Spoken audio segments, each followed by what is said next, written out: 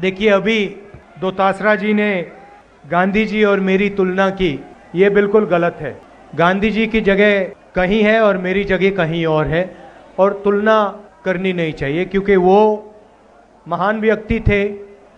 उन्होंने अपनी पूरी जिंदगी देश की आज़ादी के लिए दी, 10-12 साल जेल काटी, तो उनकी जगह कोई और भर नहीं सकता है, और उनके साथ मेरा नाम भी नहीं लेना चाहिए, पहली बात। अब दूसरी बात, मैं मेरे कांग्रेस पार्टी के जो मित्र हैं उनसे थोड़ी कड़ी बात कहना चाहता हूं। देखिए, जो राजीव गांधी जी ने किया, इंदिरा गांधी जी ने किया, वो शहीद हुए, उन्होंने जो करना था किया और अच्छा किया, मगर कांग्रेस पार्टी को हर मीटिंग में ये दोहराना नहीं चाहिए।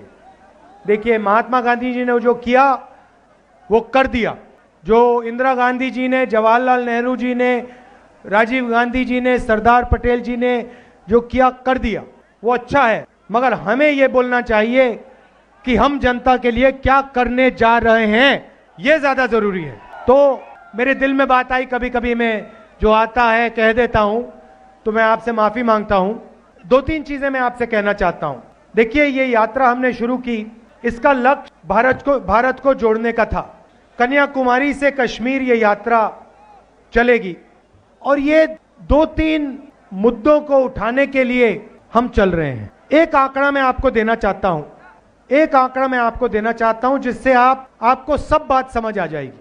देखिए, हिंदुस्तान के 100 सबसे अमीर लोगों के पास उतना ही धन है जितना हिंदुस्तान के 55 करोड़ लोगों के हाथ में है। 100 लोगों के पास इतना धन है जितना हिंदुस्तान के 55 करोड़ लोगों के हाथ में है। हिंदुस्तान का आधा धन सिर्फ 100 लोगों के पास है, और इन 100 लोगों के लिए हिंदुस्तान चलाया जाता है। और अगर आप उससे भी गहराई में जाना चाहते हैं, तो आप उन 100 लोगों को भी छोड़ दीजिए। उनमें से 4-5 ऐसे लोग हैं जिनको आज आप हिंदुस्तान के महाराजा कह सकते हो, राजा कह सकते हो। पूरी की पूरी सरकार, पूरा मीडिया, सारे ब्यूरोक्रेट्स इनके इशारे से काम करते हैं। नरेंद्र मोदी जी भी इन्हीं के इशारे से काम करते हैं। जो ये कहते हैं वो नरेंद्र मोदी हिंदुस्तान के प्रधानमंत्री करते हैं। इन्होंने कहा कि जो छोटे व्यापारी हैं, जो मिडिल साइज व्यापारी हैं, उनको खत्म करना है। इन्होंने नरेंद्र मोदी जी को इशारा दिया, और नरेंद्र मोदी जी ने एक के बाद एक निर्णय लेने शुरू कर दिए। नोटबंदी, भाइयों और बहनों, ये पॉलिसी नहीं है, ये हथियार है। ये हिंदुस्तान के छोटे व्यापारियों को, मिडिल साइज बिजनेस चलाने वालों को, ये दुकानदारों को खत्म करने का हथियार है। दूसरा हथियार, गलत जीएसटी। आज मुझे सड़क पे बताया गया कि अगर कोई व्यापारी गुड़, बेसन अगर 25 किलो से ज्यादा, 25 किलो से कम बेचता है तो उस पर जीएसटी लागू हो जाती है, मगर अगर 25 किलो से ज्यादा बेचता है तो उस पर जीएसटी नहीं लगती। तो जहां भी ये छोटे व्यापारियों को मार सकते हैं, खत्म कर सकते हैं, ये पूरा का पूरा दम लगा के कर देते हैं। लक्ष्य है कि जो हिंदुस्तान के छोटे व्यापारी हैं, जो देश को रोजगार देते हैं, इनको खत्म कर दिया जाए, और हिंदुस्तान के सबसे बड़े 3-4 पूंजीपतियों को देश का पूरा धन दे दिया जाए। तो यात्रा का पहला लक्ष्य, इसका जो नतीजा आ रहा है, जो 5-7 पूंजीपतियों को पूरा का पूरा देश का धन दिया जा रहा है, इसका नतीजा है कि देश युवाओं को रोजगार नहीं दे पा रहा है। मेरे से कन्याकुमारी से यहां तक हजारों युवा मिले हैं, और सारे के सारे मुझे कहते हैं, हमें बीजेपी के, नरेंद्र मोदी जी के हिंदुस्तान में हमें रोजगार नहीं मिल सकता है। हमने इंजीनियरिंग की पढ़ाई की, आज हम ओला चलाते हैं, उबर चलाते हैं, या फिर मजदूरी करते हैं। तो ये हालत हिंदुस्तान की है। जो गरीब लोग हैं वो बेरोजगार हैं, उनको रास्ता नहीं दिख रहा, उनके सपने पूरे नहीं होते, और 5-6 अरबपति हैं, उनको सब कुछ मिल जाता है। एयरपोर्ट मिल जाते हैं, पोर्ट्स मिल जाते हैं, सड़क भी वही बनाते हैं, खेती भी वो करना चाहते हैं, इंफ्रास्ट्रक्चर भी वो बनाते हैं, टेलीफोन का सिस्टम भी वो चलाते हैं, सारा का सारा उनके हाथ में। और इससे देश को बहुत गहरी चोट पड़ रही है।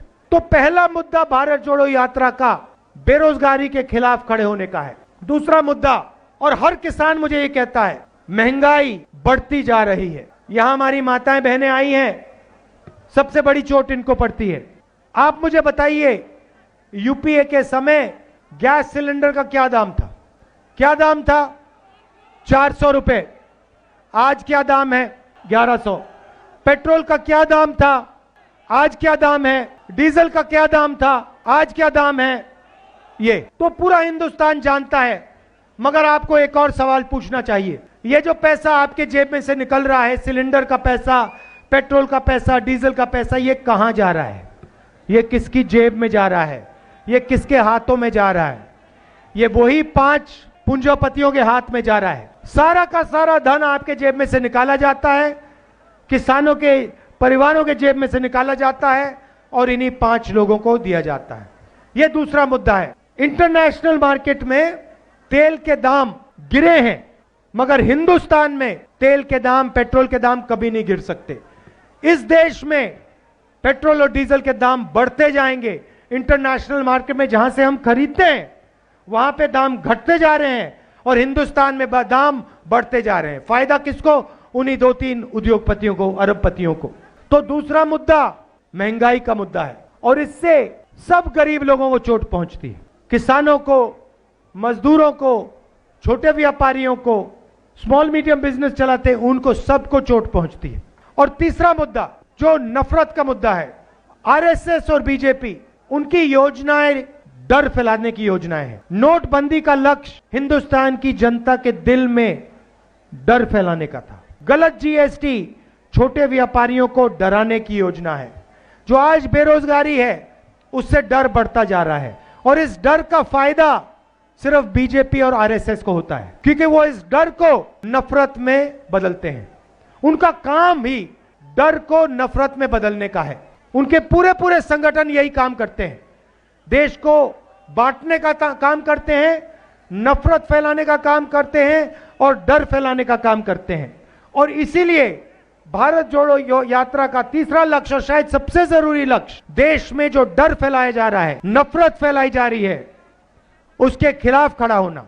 भाई और बहनों, मैं आपसे पूछता हूं, आपके परिवार में अगर लड़ाई हो, भाई भाई से लड़े, बेटा पिता से लड़े, माता बेटी से लड़े, तो क्या उस परिवार को फायदा मिलता है? फायदा होता है परिवार को कभी? ऐसा कोई परिवार है जो बांटा गया, जिसमें लड़ाई हुई, जिसमें नफरत है और वो आगे बढ़ गया?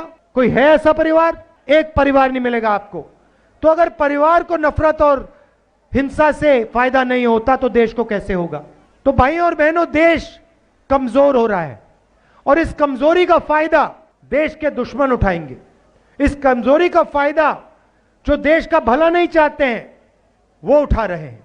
इसीलिए हमने देश को जोड़ने की यात्रा, कन्याकुमारी से श्रीनगर तक की यात्रा, श्रीनगर में तिरंगा फहराने की यात्रा हमने शुरू की है और यह यात्रा श्रीनगर तक जाएगी। मैं एक और बात कहना चाहता हूं। देखिए, राजस्थान में, महाराष्ट्र में मैं चला और जब मैं आपसे मिलता हूं, आप 2 नारे इस्तेमाल करते हो सड़कों पे।